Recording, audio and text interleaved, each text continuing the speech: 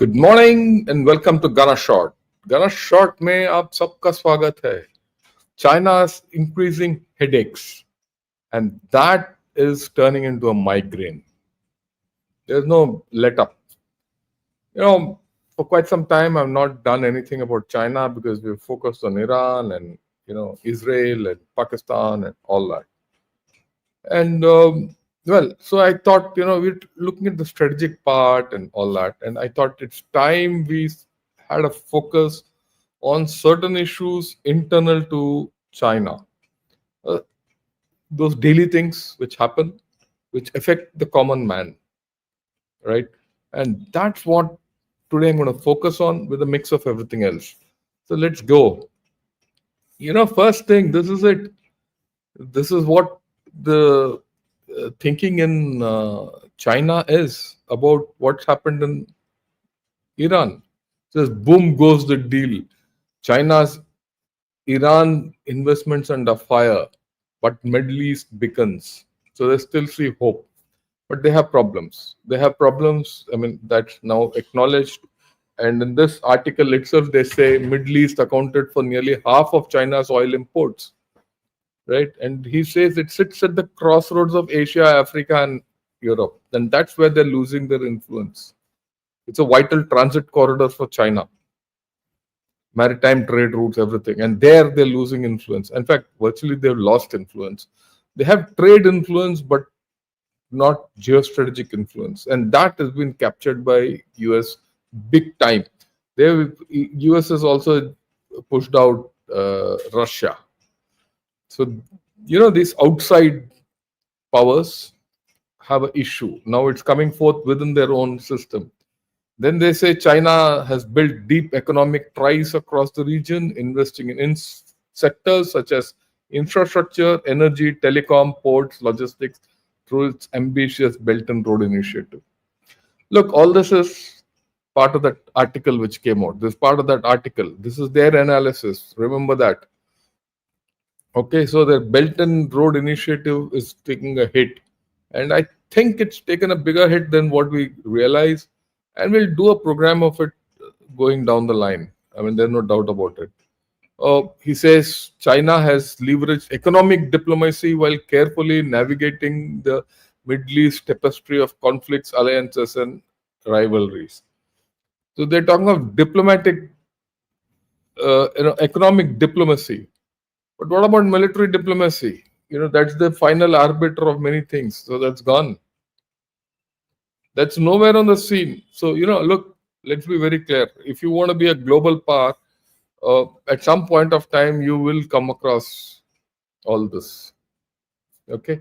And if that's the case, you need to have your military power to sort out issues. For example, even India, when you go and operate off the coast of Somalia, you're protecting your oil interests.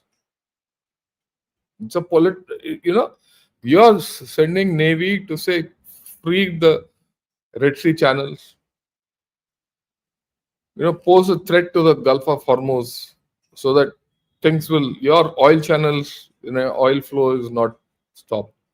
What is China doing? Nothing.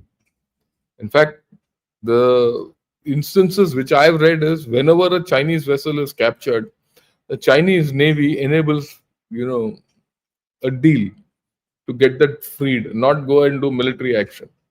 They pay the ransom and get their vessel freed. So this is China for us. Okay, superpower. Anyway.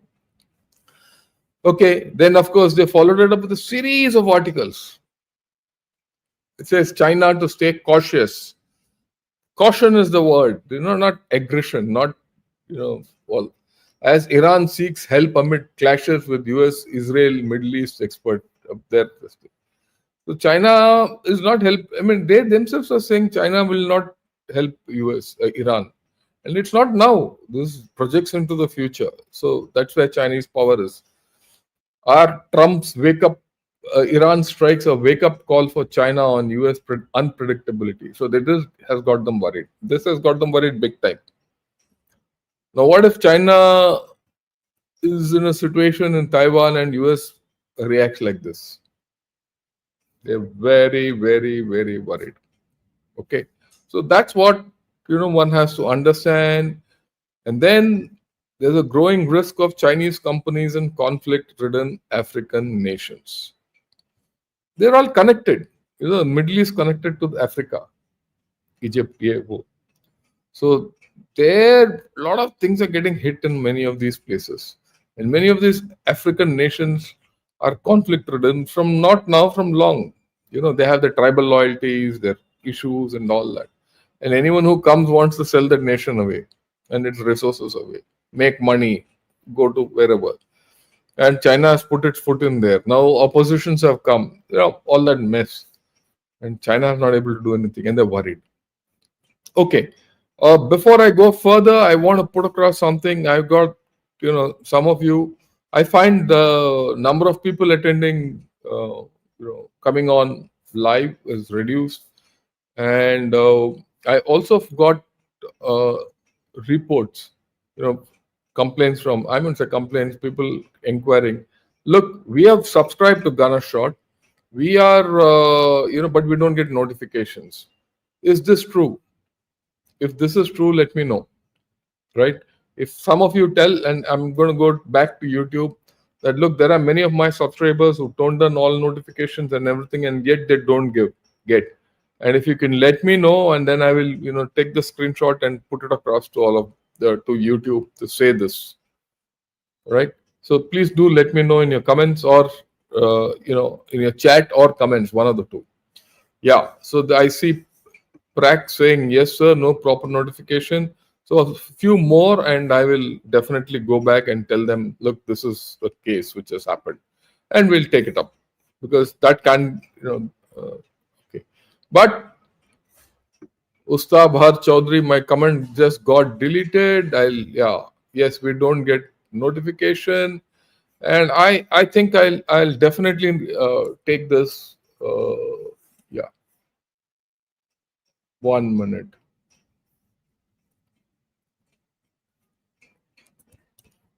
Right? Okay, I've taken. Let's see how it goes. Okay, let's get back to the subject proper. Right. So we said African company. Now there's yet another thing which has happened, and this is very interesting.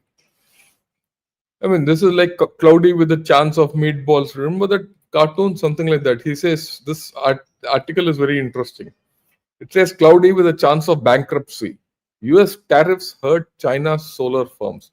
Look, solar panels, EVs, batteries. These are the technologies which China betted big on, isn't it?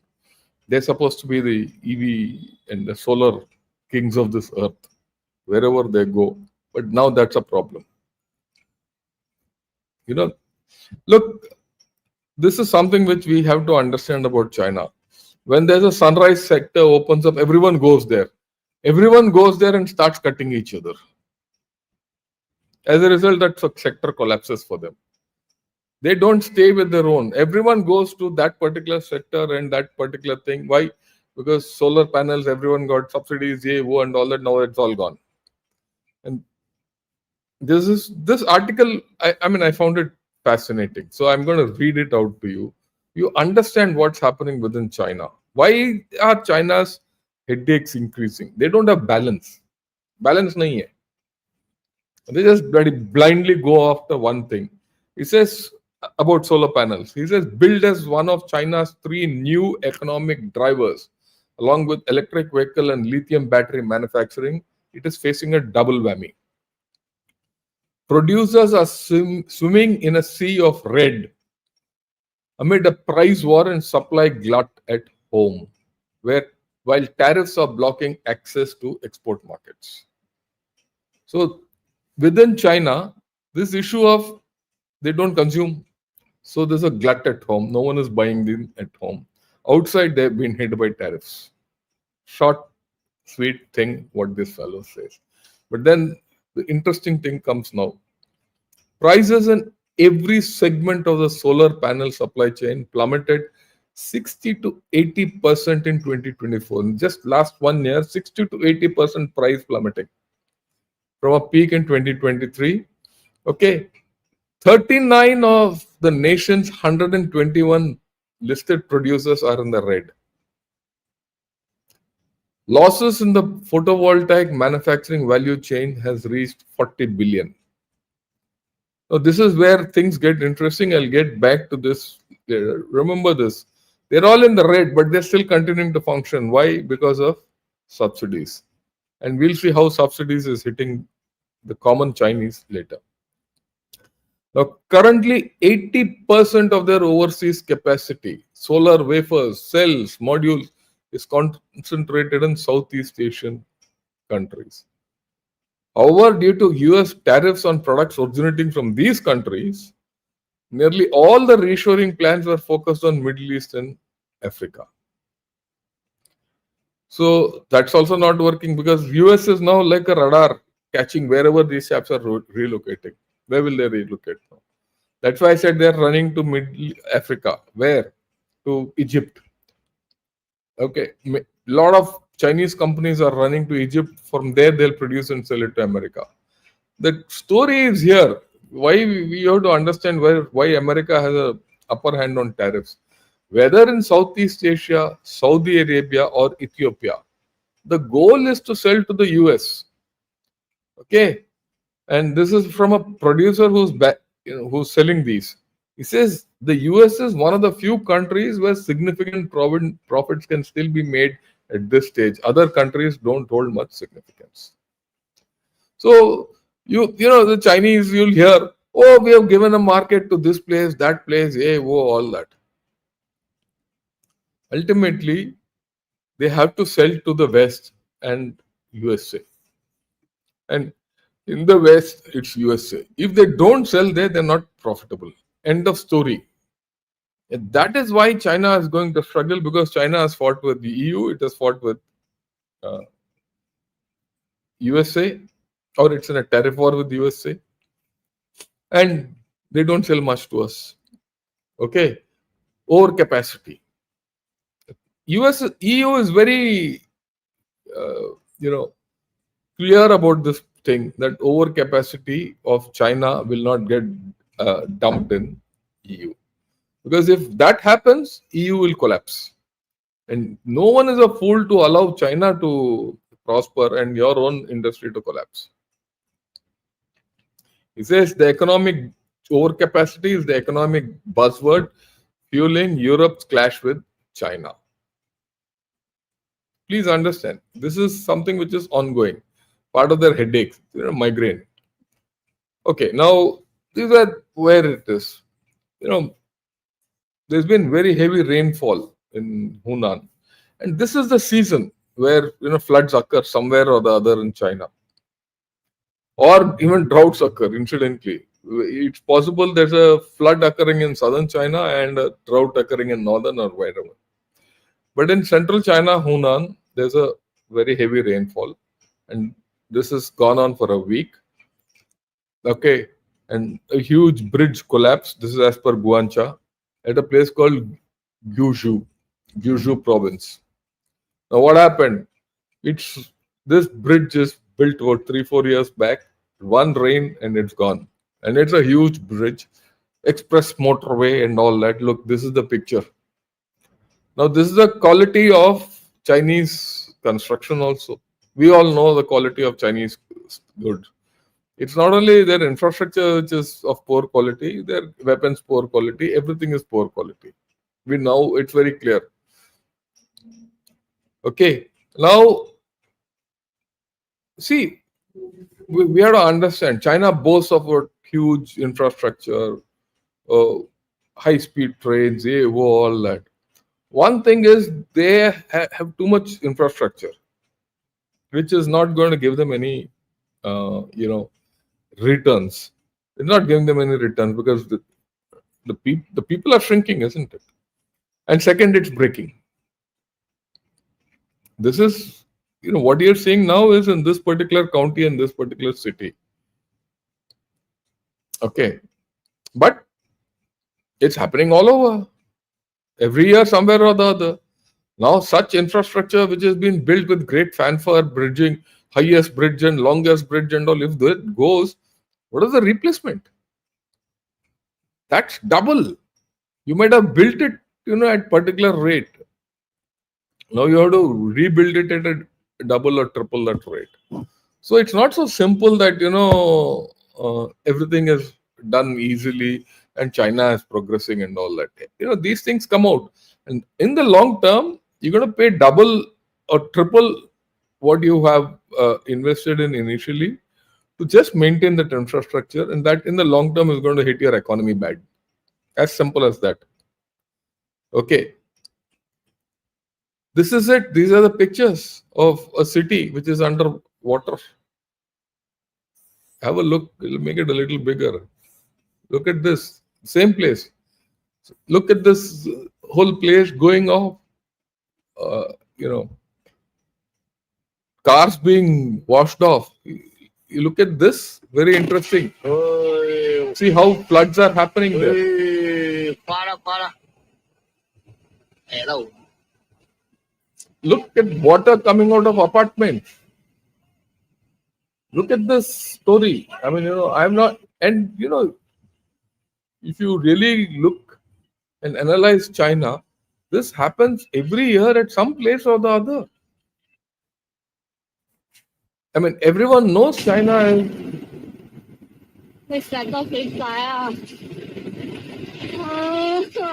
Look at this. I mean, everyone knows China is disaster prone, and all their buildings, everything is in those areas which get affected fast. Every year, somewhere or other, their infrastructure goes down. It's just not buildings, it's just not bridges, there's buildings, roads, cars, what people are losing. If your economy is not doing well, how do you recover from all this? You don't. And there's yet another lesson, which I keep telling. For a country which doesn't have too much infrastructure, I mean, just think. Let's look at this. Instead of this building, which is there on the screen, this huge building if suppose there was a hut out there and there's a flood out there, that hut will get washed away. That guy will somehow survive, come back. When the flood goes, he'll build a hut. He'll probably build a hut from the tree which has fallen because of that flood only. It doesn't cost anything. Replacement cost is almost nil when there's no. But what about this chap? 20 stories gone, big bridges gone. Who'll replace? And whom does it affect? And now this is going on for quite some time. Initially, when you're making money, it doesn't matter, but slowly it's going to affect them, and it started affecting them. That's my guess. That, of course, you see, funny thing about GDP, which everyone needs to understand.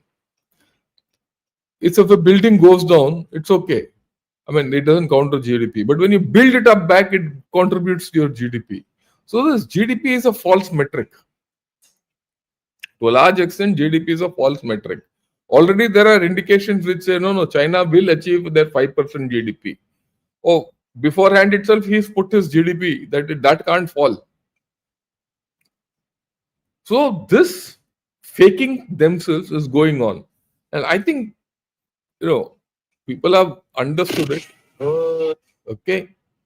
Now, when all this disaster, was happening, they're busy sacking. This Mia Hua, who's been off his chair for the past from November onwards, now finally he's been taken off officially. He's been put on the rack. Not only that, there's a nuclear scientist also there. Of course, there are news coming out that Zhang Yugjia is now vying for power. Suddenly, Hu Jintao's son is coming. He's being made up because Hu Jintao is very old. He wants his son to now become the next whatever. Xi Jinping, people say he's not well, all that. There are two guys from Xi Jinping's coterie, Ding Zhuang and one more guy, who are also started vying for power. So there's a full-blown power struggle going on today in China. Just think, full-blown power struggle, your PLA is weak, every day someone is getting sacked, you're getting floods, you're being marginalized, your technology is not working. What is working in China? That's why I said headaches are increasing. Xi Jinping can keep putting his finger on his head. Nothing will happen. Now, if all this was not enough, foreigners who have invested in China for a long time are going. This is from Kexen. Kexen is their economic thing. What does it say? Nike to cut China footwear output. Because Nike says, I'm not going to pay tariff. You pay. So Nike is pulling out. They'll go and produce it somewhere else. They're not interested in producing in China anymore. Starbucks pulling out. They say, we're not going to compete in China. Why? Because the Chinese are no more able to afford Starbucks. There are cheaper alternatives today available in China. Fine.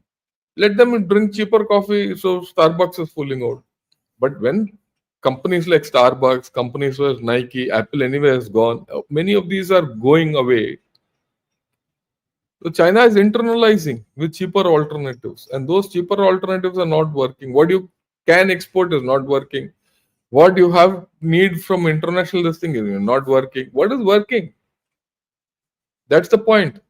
And then here is this from Kexen. He says, what's behind yuan stalling global ascent? The yuan is losing value. Everyone says de-dollarization and you put Chinese currency.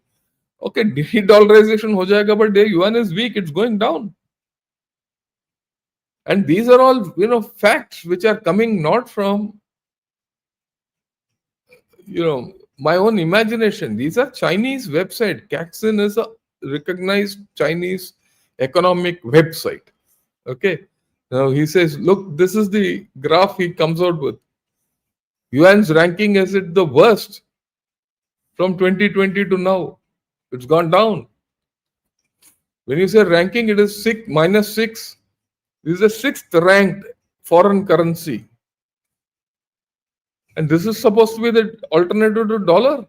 What dreams are these Chinese chaps living in? And what kind of a propaganda are we believing? The Chinese are worried that the yuan is the 6th in the order of merit. Okay? It's gone back to what it was in 2020. It's a weak currency. And this is going to replace dollar. And we believe it. And we believe this propaganda. That's why I say, what I do is I don't go to the propaganda sites and all. If you go to Xinhua, you go to PLA Daily, you go to Global Times, all this will come out. Oh, de-dollarization, yuan will take over. Yeah, whoa. But you go to their economic sites, you go to, their normal things like South China Morning Post, Guan Chai, yeah, whoa. You'll come to know what's their problem. US tariffs. We all say, no, tariff mein US is losing. US may be losing, I couldn't care a damn. But let me talk of China. China is getting hit badly. There's no investment. Why? Because they say, look, people who are investing in China have stopped investing in China. The American says, why should I invest in China, produce something, take it to USA and get tariffed the way Trump wants? I'll rather invest somewhere else where the tariffs are lesser. It's a matter of relativity. The price advantage. If the complete advantage of tariff plus labor plus in whatever from China, if the cost is more, why will he continue in China? The chap who's investing, he'll go to India, he'll go to Botswana, wherever he goes. So that's happening. And that's their worry. Okay. Now there is a talk. Trump has also announced, we have come to an equation with agreement with China. If you see the fine print of what is this, they have come to the agreement of the framework as to how to conduct further negotiations. It's not the negotiation. Even for us, there's a deadline for 9th July. That is 1 week from now. Okay. Everyone says India ke saath ho jayega, but there are issues. I'll not comment on what the issues are. One major issue is they want genetically modified fertilizers and seeds to be entering India. The moment that happens, GM seeds, we are finished. Earlier also we didn't agree. Today also we shouldn't agree. If we agree, Mr. Modi will get voted out. I'm telling you now. The farmers will throw him out. Okay. GM seeds will be the death knell of our agriculture. Everyone knows it. The cost will become so high, and it will kill out all marginal farmers and all that, and whole lot. That's a different thing. Okay, so this agreement which has been reached between USA is only a framework agreement. Let's see where it goes further. And when all this is happening, today I think or tomorrow the Quad ministers are meeting in USA. That's a different thing. What's going to happen in that or not? I have grave doubts about it. But look at it from a Chinese angle. What is the Chinese viewpoint on all this nonsense? They're worried. They've just lost influence in Middle East. North America and the Americas, anyway, they're being kicked out. Okay. What is left? Their influence is in the Indo-Pacific. Not even Indo-Pacific, some in the Pacific. And for that, suddenly Marco Rubio says, I'm going to hold a Quad meeting. Okay. So it worries them. And that's why all this comes. Okay, now let's switch to property. Today is a potpourri. A lot of things which across the headache can come from different directions. Okay, and that's what I'm trying to highlight. Potpourri of Chinese headache. Property. Goldman Sachs says property slump could extend into 2027. The prices are dropping.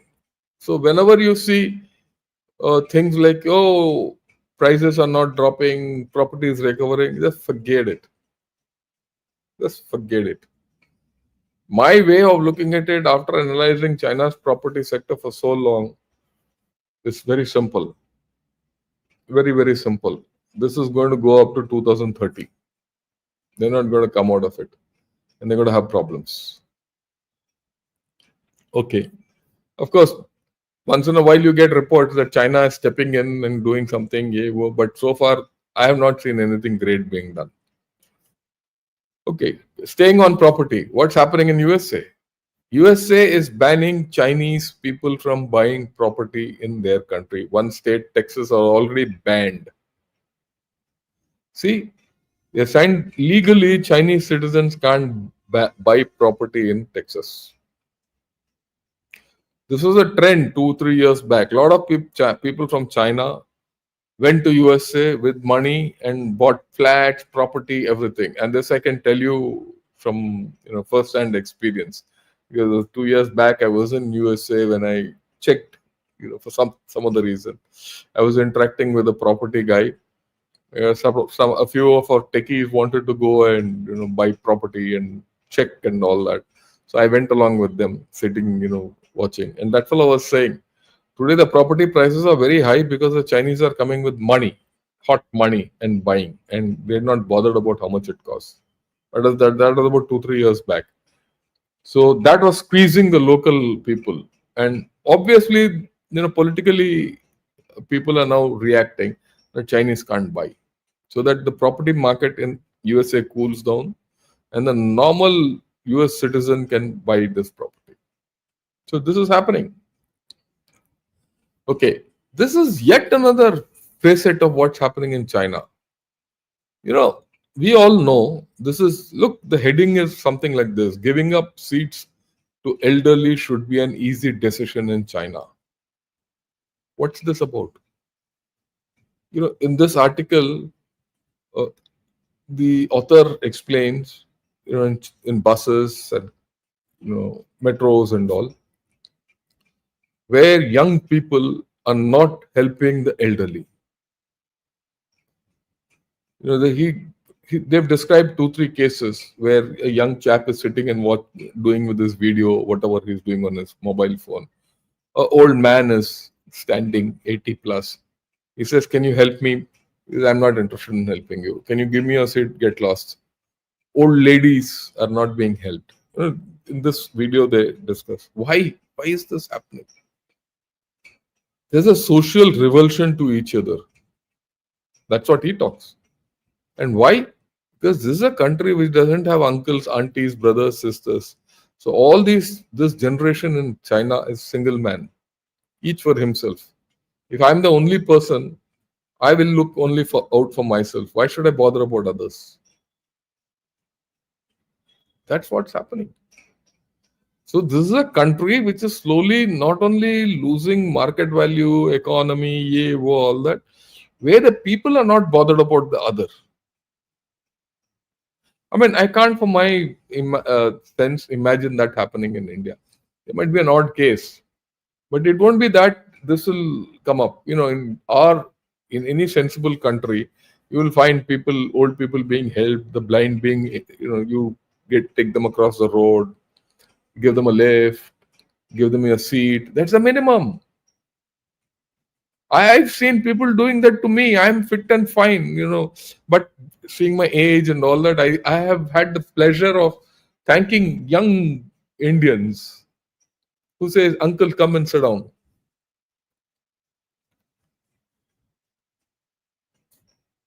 That civic sense is vanishing. And that is bad for the society. It bodes ill for a society. Okay. And then nursing homes are filing. Today, the latest, Ponzi schemes are the nursing homes for the elderly. And this comes in a tabloid like Guancha. You have to take note of it.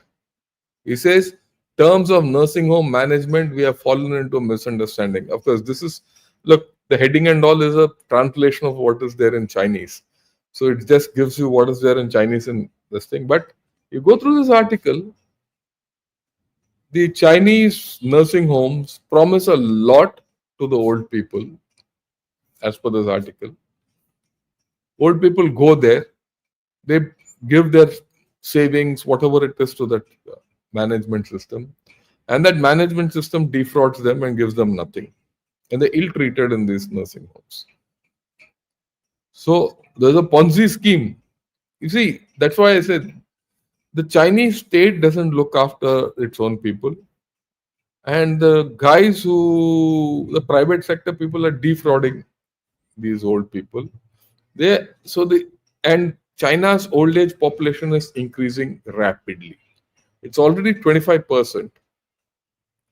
In fact, I think I told all of you, in a few years, 50% of Chinese population will be above 50 years. Not very far away. The aging population not being cared, being defrauded, and being disregarded isn't great for a wannabe superpower. Look, why am I taking all this? Because they still feel of global development initiative and global security initiative, civilizational initiative. They still want to be a global power to replace USA. Whether it is Zhang Yuxia or Xi Jinping or Hu Jintao or whoever Pintao that fellow is, they still want that everyone has one common name to be number one. They're still reaching for the sky without their feet on the ground, and their feet is going away. The ground is shifting under them. Okay, unemployment is very high, and now it still remains high. Just when around this time, there are going to be 10 or 12 million more people who graduates. Last year ka backlog pura nahi hua. This year's backlog thing is going to come in. So again they're stuck. Now everything in China is compounding. The headache is compounding. Okay. There's another nice article in Guancha. It says there's a lot of work, less money, and the pressure is great. What should I do if the young cadres in the township can't stay? There are jobs, but you have to get the job at half the scale at what you got earlier. You have to work with your hand, which the Chinese people today are not interested in working because that guy is a single guy at home. He's taken care of by his parents because he's a single guy like a king. He doesn't want to use his hand and work. There's no responsibility. So he can't accept hardship. So when he gets half the pay, he's not prepared to accept it. He can't go and work. So these social ills are coming in slowly and steadily, and you can't stop them. You can't stop them at all. And you'll see this going. Okay, but 3-4 years back when I started analyzing China from this angle, okay, from a social angle, this was not prominent. Today I find more of these articles coming up. It's just not economic, it's just not military, it's just not governmental, it's not geopolitical. Societal changes in China are coming, and that is a thing which is, it's like water coming under the carpet.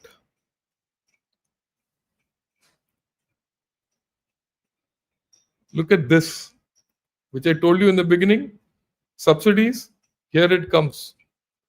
China expands use of local government bonds to revive struggling PPP projects. So what is this chap doing? There's a PPP project, of course, same public partnership project, where that guy has sunk money, both it's not gone away.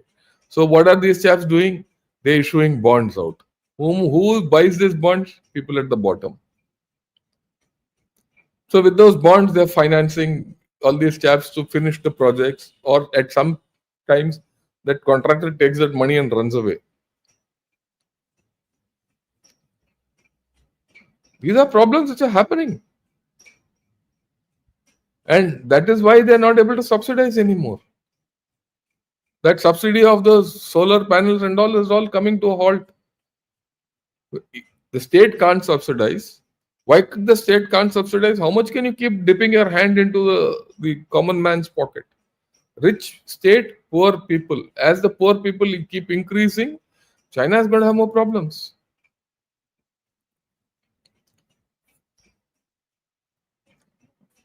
China, again, this is a trade-in scheme. Trade-in scheme is also subsidy. What is trade-in scheme? To increase sales, to increase consumerism. They said, okay, you have an old car, give you an old car and take a new car. If you do that, you will get 20% off. So a lot of people did it. But how much can you subsidize? And there's a limit. They thought by doing this, consumerism will go up and all. This is typical communist way of thinking. That's not happened.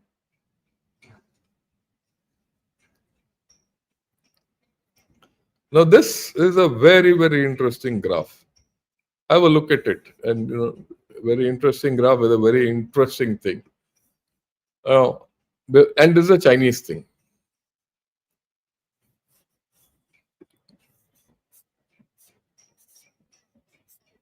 Yeah.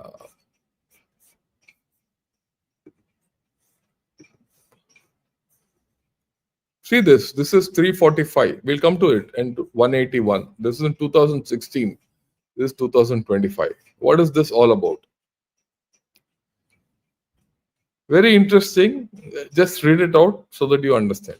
It says condom sales have dropped from 18.8 billion yuan in 2023 to 15.6 billion in 24. In 1 year, that's the drop in sales of condoms. 17% decline.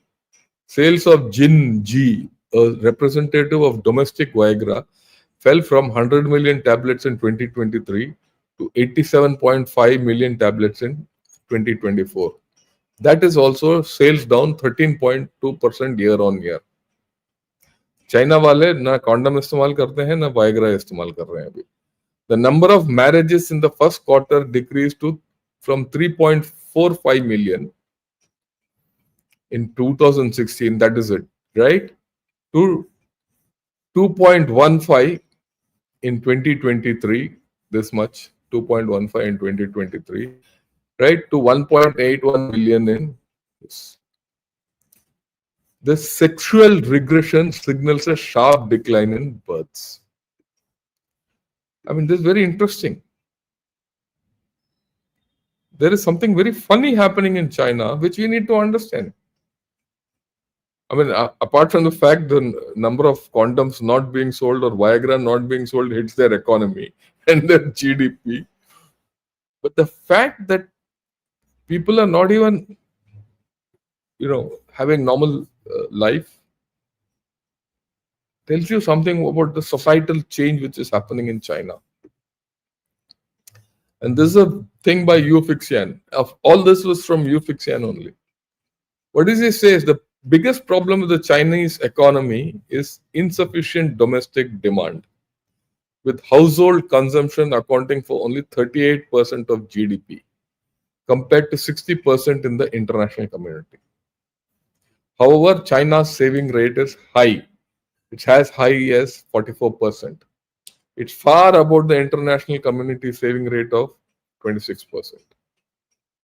Now, some believe that encouraging people to save less, right, and boost consumption is not an issue. But according to China Merchant Bank's 2024 data, sunflower customers, who are sunflower customers? Those with assets of 5 lakh plus yuan. That is 5 lakh plus yuan means 35 lakh rupees. And they are sunflower customers today in China. I don't know how many people in India would be there. They only account for 2.5% of the total population, but hold 82% of the deposits. Their consumption is saturated. So all these guys who have big deposits and all, they can't consume more. And it is impossible for them to reduce their saving rates to consume more. They will not, because they have no thing. So there's a problem. If you see overall, China cannot consume. So China can do trade in, this, that, and all that. It can't consume. So if it cannot consume, it has to export. And if Trump ji turns the thing on and all of us say no China items will buy, then China has a huge problem. And China knows it. China knows that it has a huge problem. Okay. So it's not going anywhere. Okay. Right. So this is all I had to say today. I've painted a huge picture where China is heading. I have 15, I think I did the last one about 15 days back, 10, 15 days back. In 10, 15 days back, have things changed in China? No. Things have not changed in China. In fact, things have got worse. New things are coming up. So this is what China is. This is the reality of China. And we need to keep track of it. If you see, they're still going about saying India with Pakistan. Yesterday only they held something with Pakistan and Bangladesh to open a new SARC, a SARC alternative without India or something here. They want to rope Nepal, Shepal into it. There are issues. We'll talk of that little later. They're still trying to, do all kinds of things. In fact, today I saw an article in Guancha which says how Indian defense industry is faking everyone. Their analysis that India cannot touch Chinese stuff. And really speaking, India cannot touch Chinese stuff, because if you touch Chinese stuff, you're gone.